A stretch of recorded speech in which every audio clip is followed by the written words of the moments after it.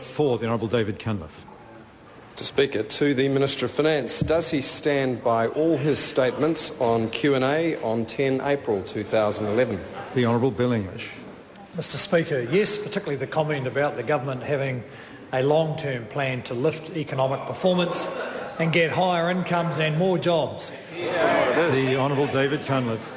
Mr. Speaker, to the Minister, if he thinks that the wage gap with Australia is such an advantage, as he told Q&A, why didn't he campaign on widening it during the 2008 election, instead of campaigning on the need to catch up with Australia, which is what he said, not what he has achieved?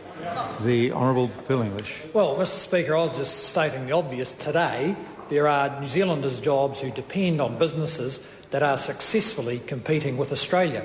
And I know competition's a dirty word in the Labor Party, but actually out in the real world, it's how you get ahead.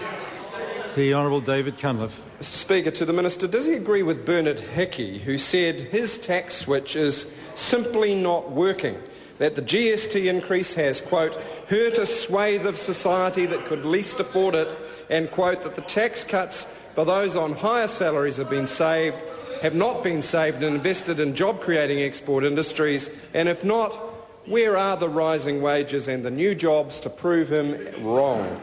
The Honourable Bill English.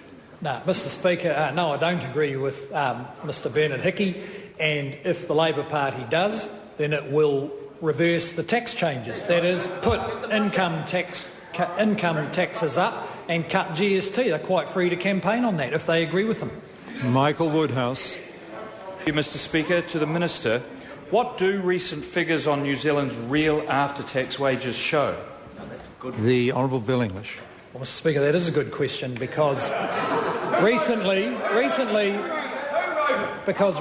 the government has adjusted national superannuation, which includes a formula based on our real after-tax wages.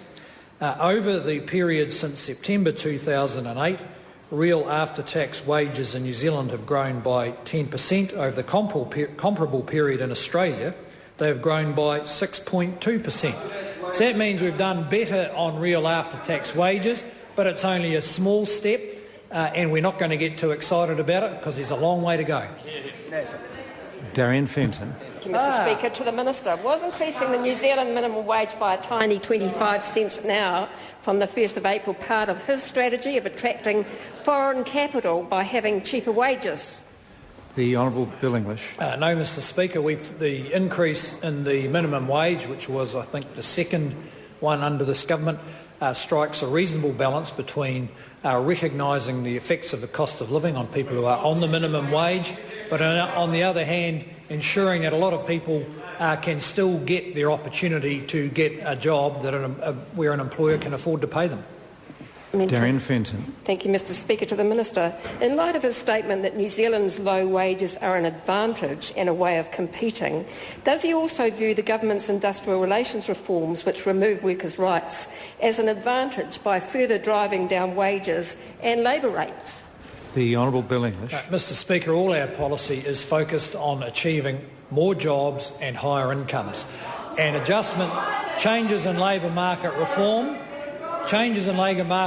for instance, the 90-day trial period, are allowing people who are otherwise shut out of the workforce, living on benefits, a better opportunity to get a job and therefore get a higher income. Honourable David Cunliffe. To the Minister, which of the following does he consider his greatest contribution to improving New Zealand's fiscal performance? Widening the wage gap with Australia, overshooting the Crown liability on South Canterbury Finance by $700 million, signing a blank cheque for AMI insurance before doing due diligence on the company, granting a $34 million loan to MediaWorks in an election year, paying $2 million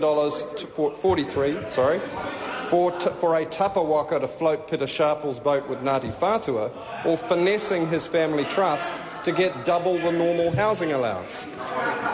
The Honourable Bill English. Well, Mr. Speaker, none of those assertions are true. Question number 5, Chester Borrows. Thank you, Mr.